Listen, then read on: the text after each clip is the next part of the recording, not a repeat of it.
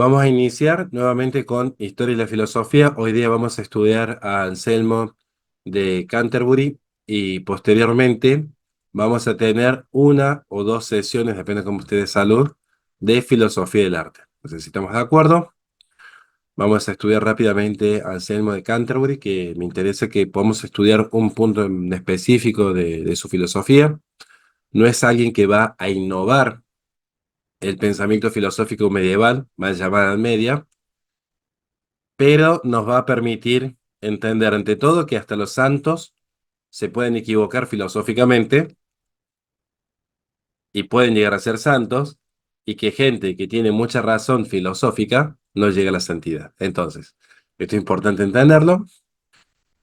Santidad no es sinónimo de verdad. Esto quiero remarcarlo. Bien, vamos entonces a estudiar a este pensador. Recuerden ir dejando sus preguntas, sus aportes.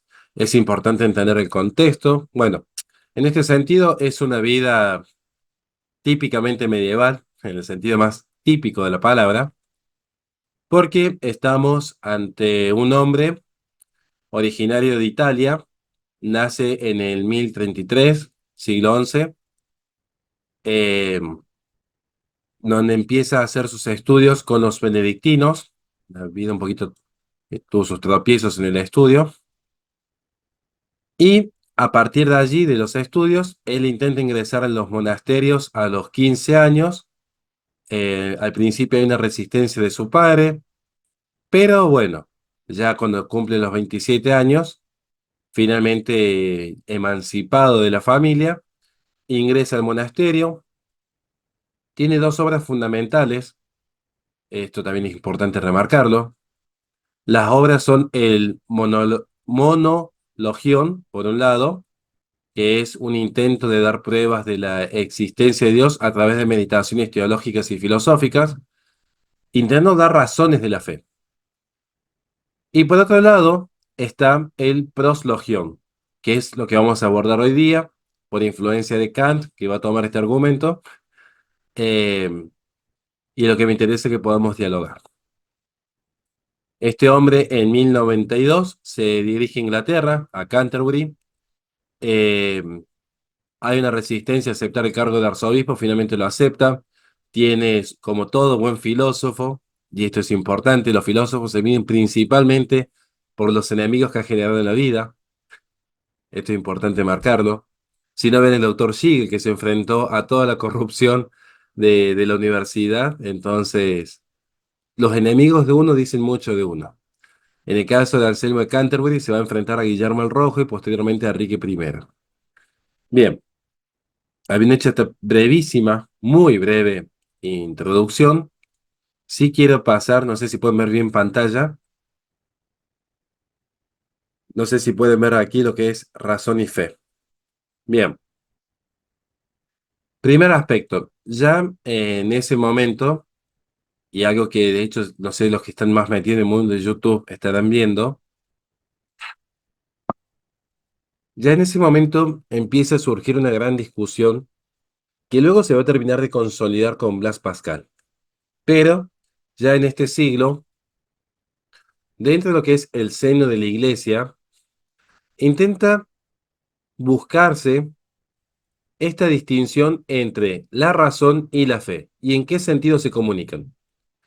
Porque había un gran riesgo, que es, insisto, a mi criterio, y acá cada uno es libre de pensar como quiere, yo transmito mi postura nada más, se consolida en Blas Pascal con el fideísmo.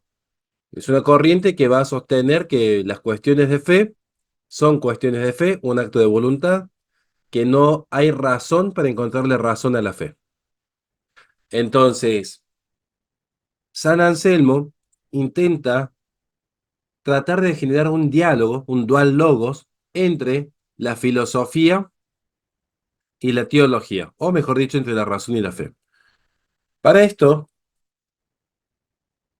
San Anselmo va a entender que la filosofía, recuerden que en esa época ya hubo un renacer de Aristóteles, esto es muy importante, lo vimos con Al-Farabi, con Maimónides, es decir, tanto el Islam como el judaísmo van a tomar este retorno a Aristóteles, a veces con más, con más presencia, a veces con más distancia. Entonces, intenta utilizar este renacer de la filosofía griega en la Baja Edad Media como una forma de ayudar a comprender la fe. Pensemos de la siguiente manera. Supongamos que Nahum está incursionando en la fe. Sería difícil para alguien que incursiona en la fe tratar de comprender cómo lo infinito queda contenido en lo finito, cómo Dios, más concretamente el Verbo, se puede encarnar y puede morir. Entonces, aquí es donde la filosofía intenta dar respuestas a estos grandes misterios, como lo fue en su momento cuando se le responde a Pablo de Samosata respecto a la distinción entre trinitarios y unicitarios, como lo fue también el concepto que siempre se desarrolló, que es al día de hoy que se debate, digo, con nosotros cristianos, como el concepto de transubstanciación. Entonces hay que explicar qué es la sustancia, qué es el cambio, qué es el accidente. Bien, esto es lo que intenta realzar, sobre todo en el primer libro, San Anselmo de Canterbury. San Anselmo presupone que hay una sola verdad, la verdad revelada por Dios. Esta verdad revelada por Dios es el objeto de la fe. Y lo que hace la razón es añadir comprensión a la fe y reforzar la fe. Entonces, hay una subordinación constante de la filosofía a la fe, y no al revés. De hecho, podríamos decir que Credo ut Intelligam, que es la tesis de San Agustín, marca la influencia de San Anselmo, que de hecho él mismo se reconoce agustiniano. Esta influencia, que también se va a notar en algunos momentos, neoplatónicas, después van a ver por qué, tiene una pequeña influencia neoplatónica, pero siempre comprendiendo lo que es esta relación de jerarquía. ¿Vamos bien hasta aquí? ¿Se va entendiendo este punto? Es importante ver que San Anselmo es de los pocos grandes filósofos, al menos que han pasado a la posteridad, que es conocido, que le dan relevancia a la tradición agustiniana.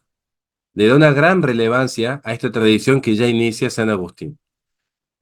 Entonces, de allí que muchos consideran que San Anselmo es principalmente platónico. O sea, él cuando se comunica con la filosofía está pensando más en la filosofía de Platón que de Aristóteles. ¿Y por qué digo esto? Para que entendamos el siguiente punto, que es con el que yo quiero cerrar esta brevísima explicación de San Anselmo. ¿Se acuerdan la noción de los esenciales o los universales o lo que hemos ido estudiando respecto a los trascendentales?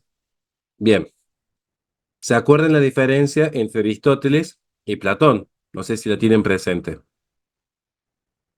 Bien, a ver si alguien se anima a hacer un resumen como para un video de TikTok en un minuto. ¿Cuál es la principal diferencia entre el universal o la esencia perfecta o el trascendental de Platón frente al de Aristóteles? No sé si alguien se acuerda. Que Platón decía que estos trascendentales tenían cierta carga ontológica, o sea que estaban en este mundo de ideas, mientras que Aristóteles los tenía más como, no como accidentes, como, pero no como entidades en sí. Exactamente, muy bien, de hecho está perfecto. Para Platón, el eidos, que es la perfección de la idea de cada sustancia, cada esencia tiene su perfección como el humano perfecto, el lápiz perfecto, el mate perfecto, tenía su propia carga ontológica, es decir, existía y existía por sí. ¿Me siguen? Existía y existía por sí, que luego era participado en aquello que tiene existencia material, es decir, dentro de lo que es nuestro cosmos, dentro de lo que es nuestra realidad, participa. En cambio, en Aristóteles, la esencia se halla como universal y los universales también se hallan dentro de la cosa en sí. Cuando se agota la última cosa, se agota esa esencia. Entonces, por ejemplo, se muere el último ser humano, ya no hay más humanidad. ¿Me van siguiendo hasta aquí? ¿Vamos bien, doctor? Bien, si el doctor me aprueba es porque estamos yendo bien. Entonces, San Anselmo, ¿de dónde va a tomar su influencia? De, como bien marcó Héctor, de esta carga ontológica que va a tener el universal. Va a tomar la influencia. Ténganlo siempre presente. Ahora, si bien San Anselmo no es per se alguien abocado a la filosofía, sí le va a dar cierta relevancia para atender las preocupaciones de índole teológica. De allí, como hemos visto, que esa actitud de credo ut intelligam es la que va marcando toda su filosofía. En la obra Monologión ya presenta lo que son algunos argumentos sobre la demostración de Dios y va siempre acompañándolo con carácter reflexivo, carácter meditativo, pero la demostración que se ofrece en el Proslogión fue la que motivó eh, la gran controversia del argumento ontológico que vamos a ver ahora. Bien, ¿qué es el argumento ontológico? Y vamos allí. ¿Vamos bien hasta aquí? ¿Se va entendiendo? Fantástico.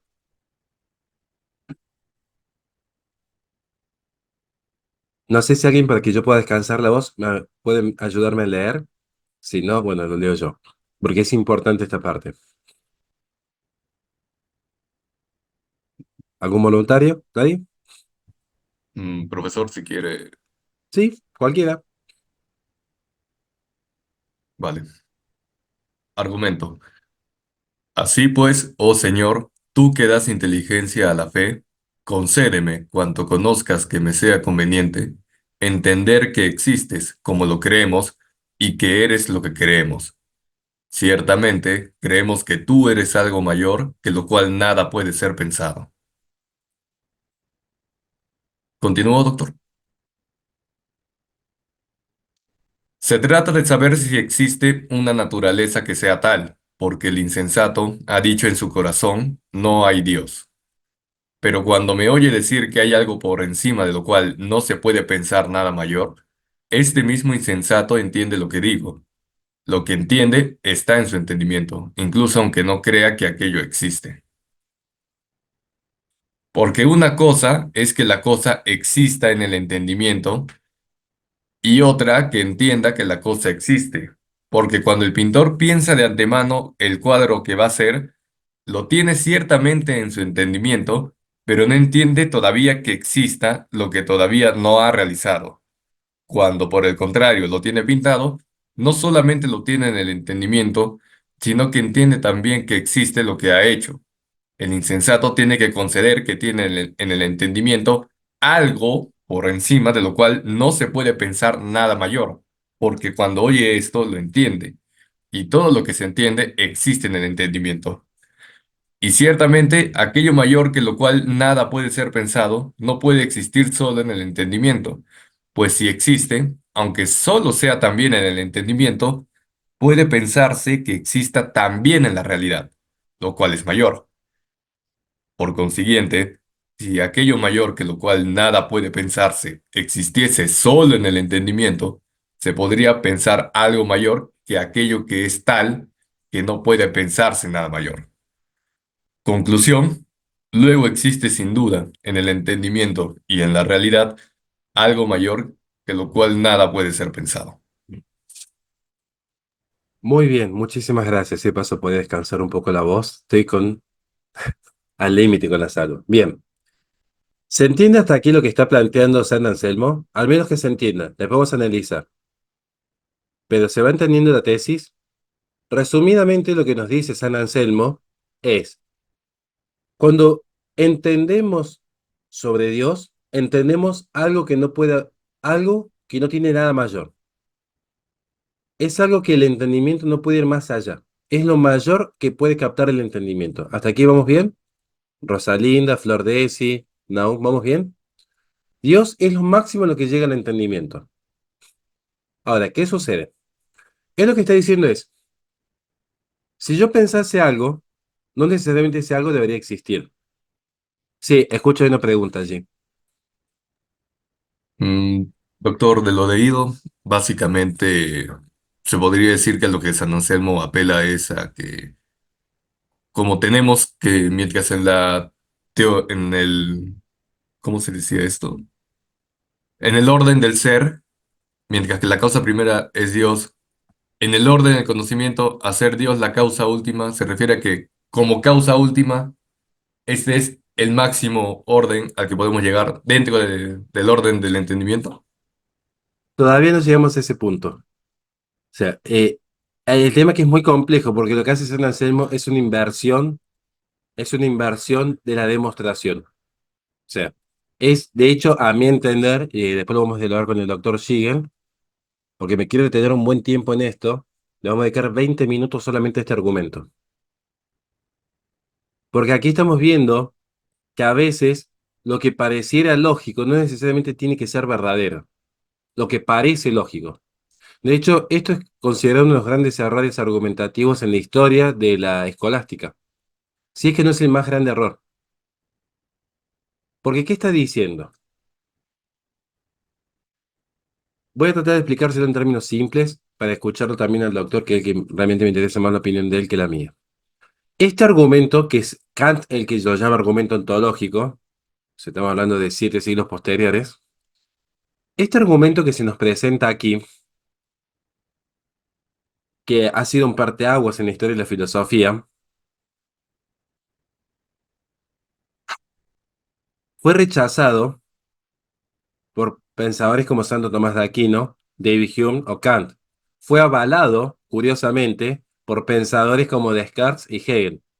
Es decir, esto fue un parteaguas, San Anselmo. Por eso les di este autor. Van a ver que es muy poquito lo que estamos estudiando hoy día. De hecho, ya con esto podemos hasta cortarle clase. Pero quiero que piensen por qué. ¿Por qué se dividen entre pensadores que son más platónicos? Van a ver que Descartes o Hegel tienen una noción más platónica. Descartes es abiertamente un pensamiento platónico, abiertamente. O sea, esta idea del alma atrapada en el cuerpo, esta idea de la búsqueda de una verdad que trasciende los sentidos y la corrupción material, Descartes era abiertamente platónico. Hegel, ni hablar. O sea, esto es una cuestión ya, creo que la filosofía ya ha superado esta tesis, esta discusión, digo.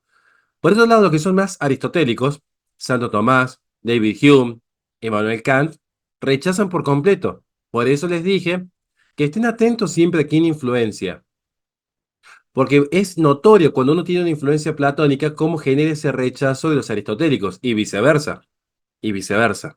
Entonces, ¿qué sucede?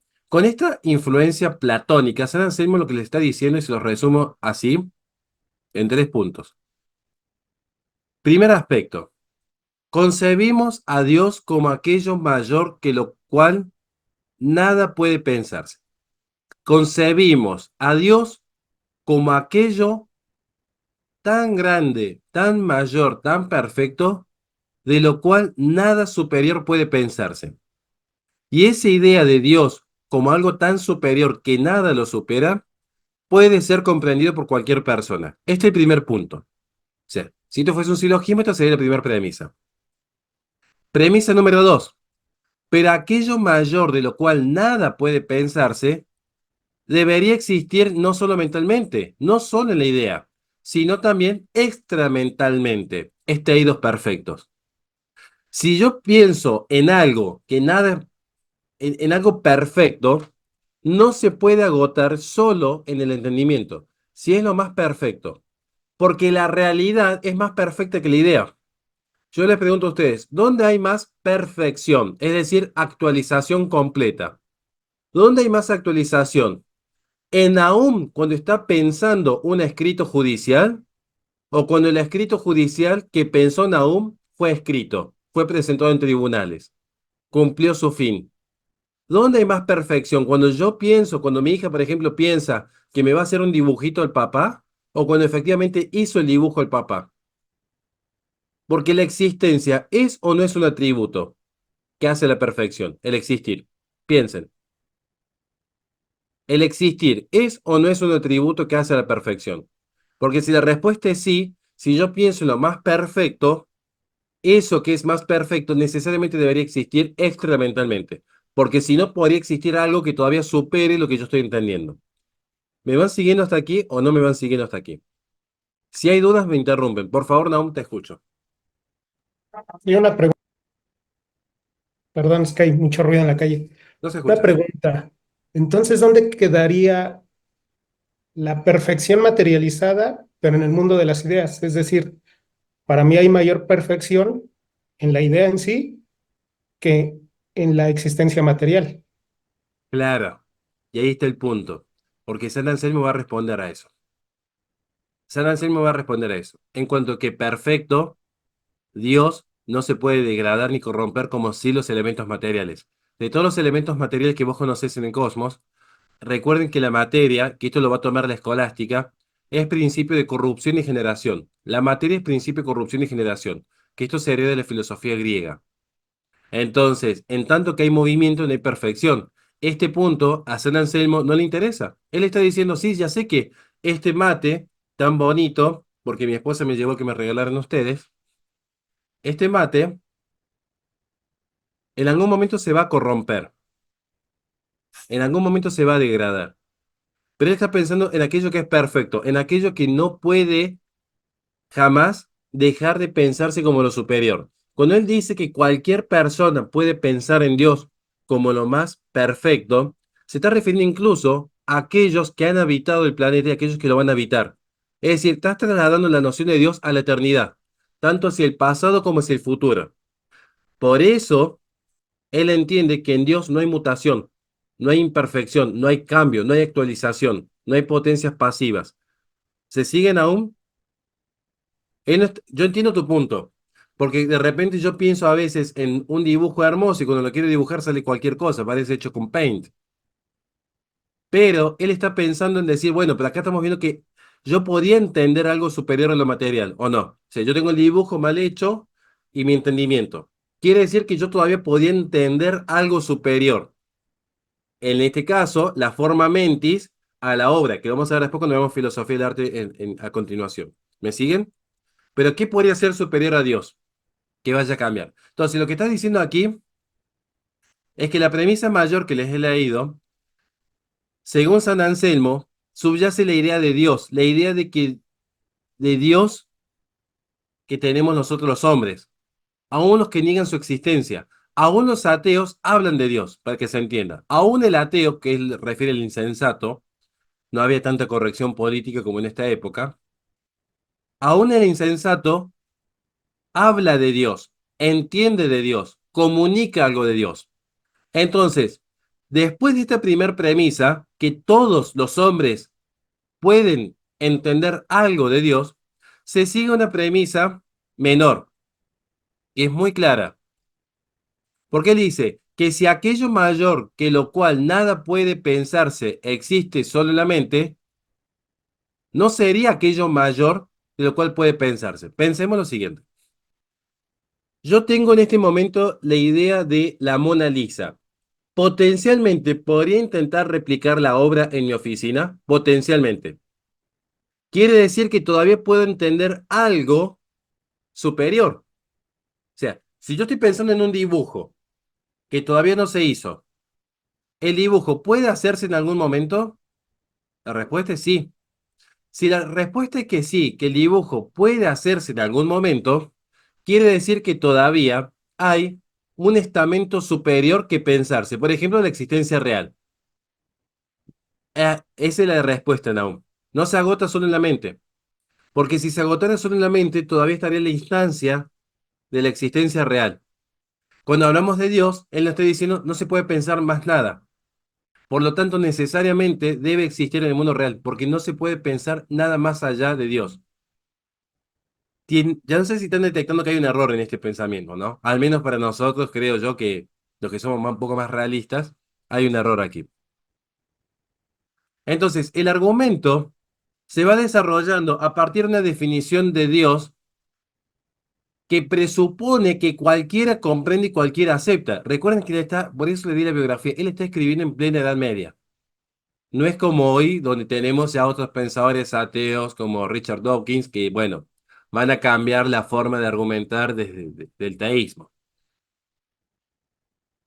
Entonces, lo que él está recalcando es el absurdo que resultaría concebir mentalmente un ser perfecto y negarle una perfección superior como la existencia. Él dice, si vos estás pensando en un ser perfecto, para ser perfecto necesariamente debe existir, si no es imperfecto.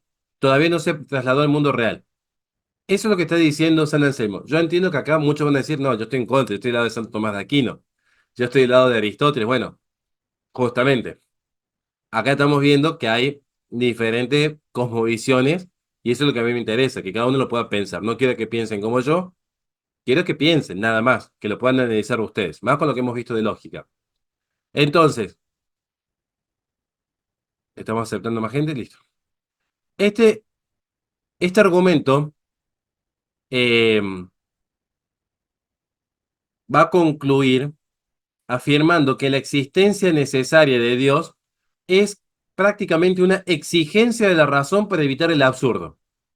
Según él, que para evitar el absurdo y la contradicción, si yo estoy pensando en algo perfecto, si es perfecto debe existir, si no, no podría ser perfecto, porque toma todos los atributos y todas las realidades posibles. Bien, acá hay una cuestión porque de hecho van a surgir críticas. De hecho, Gaunilón es uno de los que los critica, donde sostiene que la validez del argumento no tiene sentido en tanto que está alegando el paso de lo ideal, lo pensado, lo real, lo existente, sin justificación. Creo que a más de uno debe haber llamado la atención. Uy, espérenme un segundo aquí. Perdón. A más de uno le debe haber llamado la atención que en este argumento se hace un salto drástico de lo ideal a lo real, sin justificación, sin demostración. Es casi que pareciera que se reduce todo a un ejercicio de lógica. Y este es el problema que muchos le han criticado. Pensemos, por ejemplo, que alguien tiene la idea de un unicornio. Si alguien puede pensar en un unicornio, sí o no. Podemos pensar en un dios con forma de unicornio. Bien, nadie le va a dar crédito a alguien que diga que hay un unicornio perfecto solamente porque se dijo que hay un unicornio perfecto. Si yo dijese, existen los unicornios y porque yo estoy pensando en los unicornios y no puedo hablar de lo que no conozco, entonces, ¿de dónde viene la idea del unicornio si nunca he visto uno? ¿De dónde viene la idea del dragón si nunca he visto uno? Entonces, necesariamente, dragón y unicornio deberían existir, necesariamente, según la crítica que se le está haciendo a San Anselmo. Lo que va a responder San Anselmo, ahí paso las preguntas, espérenme un segundito. Lo que va a responder San Anselmo es que es impropia la comparación, porque él está hablando, en primer lugar, de un Dios inmaterial, que es diferente al unicornio, que sí tendría una existencia material, por lo tanto corruptible. En segundo lugar, San Anselmo va a replicar que Dios es un ser necesario. Aquí habilita la distinción que luego va a tomar Santo Tomás de Aquino entre necesario y contingente. Entonces él establece la necesidad de Dios para el sostenimiento del cosmos. ¿Bien? Entonces, San Anselmo ya introduce una exigencia metafísica en Dios, la necesariedad, y por lo tanto la contingencia de todo el orden material. Bien, la idea de Dios que pide el principio de su prueba San Anselmo no es la que pueda tener cualquiera en su mente, sino que debe compartir una serie de presupuestos. El Dios del que habla San Anselmo en su primer premisa que ven en pantalla, ese Dios del que habla San Anselmo, esa tesis, esa premisa principal, digo, parte de una idea de un Dios que nosotros conocemos por la revelación. Ya presuponemos la revelación, llamémosle Biblia. Luego, él identifica lo que es el orden lógico con el orden real, orden ontológico, que Santo Tomás de Aquino va a desdoblar luego. Orden lógico por un lado y orden ontológico por otro lado, donde no siempre se van a coincidir, no necesariamente. Y luego concebir la existencia divina como un atributo de la esencia. Por eso se habla de la simplicidad de Dios, porque Dios es puro acto de ser, donde su esencia es ser y su ser es su esencia. Por lo tanto, la existencia divina sería un atributo que debemos presuponer en el argumento de San Anselmo. ¿Bien? Esta es la razón por la cual Santo Tomás de Aquino va a rechazar la validez del argumento. Va a tomar una distancia totalmente distinta con lo que son las 5 vías tomistas, que después yo le voy a pasar el video al grupo que hicimos con un sacerdote tiempo atrás. Hasta aquí. A ver, Fernando Zapata, preguntas, dudas, inquietudes. ¿Vamos bien hasta aquí, Fernando? Y quería preguntar si es que, así, en ese punto de que si podemos concebir algo en ese entendimiento tendría que ser justamente perfecto, podría, como un caso análogo, también referirse a esa idea de que si yo puedo en mi mente, en mi entendimiento, concebir cosas como la nada, necesariamente deberían existir, aunque sabemos que la nada es justamente el no ser y que como tal no puede justamente ejercer el acto de la existencia. Aunque yo en mi entendimiento pueda concebir lo que es la nada. Claro, pero ahí San Anselmo replicaría justamente diciendo que en esa concepción de la nada no hay perfección, al contrario, la suma de las imperfecciones porque ni siquiera existe. Entonces yo puedo predicar algo superior a la nada. Cualquier ente que exista ya supera la nada. Entonces es lo que diría San Anselmo, como alguien que piensa en un unicornio o en unas islas paradisíacas. O sea, pueden existir o no, son contingentes, ¿se entiende? O sea, son contingentes. Y siempre puede haber un predicamento superior. Como pensemos, yo puedo predicar algo superior a lo que tengo en mi mente, cuando eso que está en mi mente se plasmase de forma perfecta en la existencia del mundo real. Entonces, en tanto que se pueda predicar una orden superior, San Anselmo va a descartar el argumento. Que iba a decir, de lo único que no puede dar un predicamento superior es de Dios. Nahum, Profesor, una pregunta. No sé si él cómo aborda el tema de los accidentes en los entes.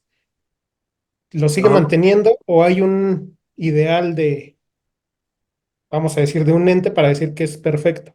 O solamente por la existencia dice que es perfecto. él va a decir que todo, en tanto que contingente, está marcado por los accidentes. De hecho, nosotros conocemos los entes por los accidentes, no conocemos la esencia, en el sentido del conocimiento sensible. Pero lo único necesario es Dios. Él va a enfatizar, y de hecho lo va a hablar cuando tome el elemento de la creación, lo único necesario es Dios en cuanto a perfección.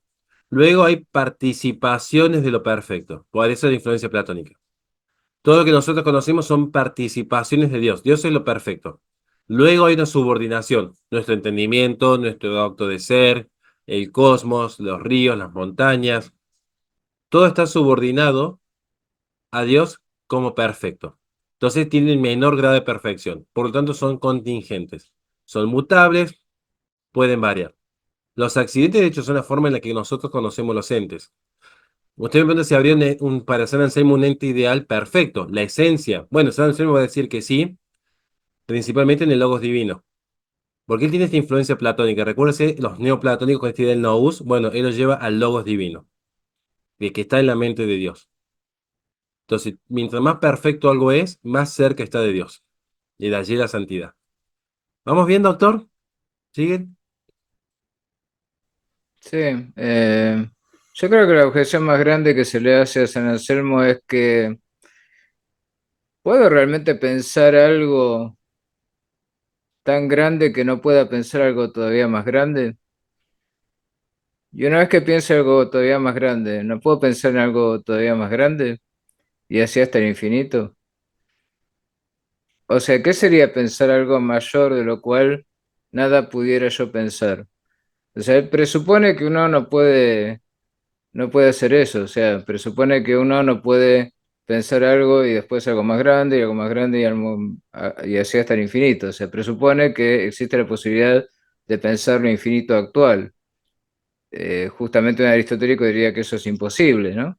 Yo siempre puedo pensar algo más grande, como pasa con la paradoja de la flecha de Zenón, ¿no? Que no sé si la vieron, pero Sí. Zenón dice, si yo imagino que estoy en el límite del universo, puedo imaginar que tiro una flecha y voy más allá de ese límite, hasta donde llega la flecha. Pues me paro donde está la flecha, tiro la flecha y voy más lejos todavía, pero ahí no hay límite, o sea, no puedo llegar a un final, ¿no? Y acá sería como que yo llegaría al final, ¿no? Llegaría a contener en mi entendimiento la totalidad de lo que Dios es. lo cual haría que dejara de ser trascendente a mí, ¿no? Es como que quedaría incorporado a mi entendimiento. Para Hegel eso tiene sentido porque para Hegel Dios y yo no somos diferentes, yo soy solo la manifestación de Dios que está tratando de conocerse a sí mismo a través de la autoconciencia. Entonces, para él sí, efectivamente, cuando pienso a Dios, es Dios que está en mi pensamiento, pero para alguien realista, como hay una relación de distancia con Dios, en realidad suponer esto que dice San Anselmo sería suponer que Dios está en mi entendimiento, que lo puedo abarcar completamente, y eso hace que pierda su trascendencia. Creo que mejor explicado imposible. Creo que hay, bueno, si no te la diferencia de un doctor en filosofía, pero ¿se entendió hasta aquí? Entonces, dudas, inquietudes. Eh, con esto ya estamos. Con San Anselmo me interesaba estudiar este argumento para que lo vean. Porque esta es la cosmovisión que es importante que la tengan presente cuando lleguemos más adelante de acá a fin de año con Hegel. Que eso nos va a llevar, pero como 80 años a explicar a Hegel. Capaz que tengamos que recurrir incluso a algunos profes invitados. Pero que es importante tener en cuenta que este argumento dividió a los platónicos, Hegel o Descartes, con los que son una visión más aristotélica, Santo Tomás de Aquino, David Hume. Y a partir de aquí, como dijo muy bien el doctor, ver que hay una inconsistencia argumentativa. Porque si yo conociese en la totalidad a Dios, quiere decir que contuve en una mente finita el infinito de Dios. Que ya capté e internalicé. Conocimiento es internalización, recuerden siempre esto. El conocimiento es internalización. Habré internalizado absolutamente a Dios. Y esto tiene una serie de consecuencias a la postre. Bueno, ¿estamos bien hasta aquí? Pastor Gamaliel, Daniel Carvajal, ¿vamos bien? Bien, vale. María Laura.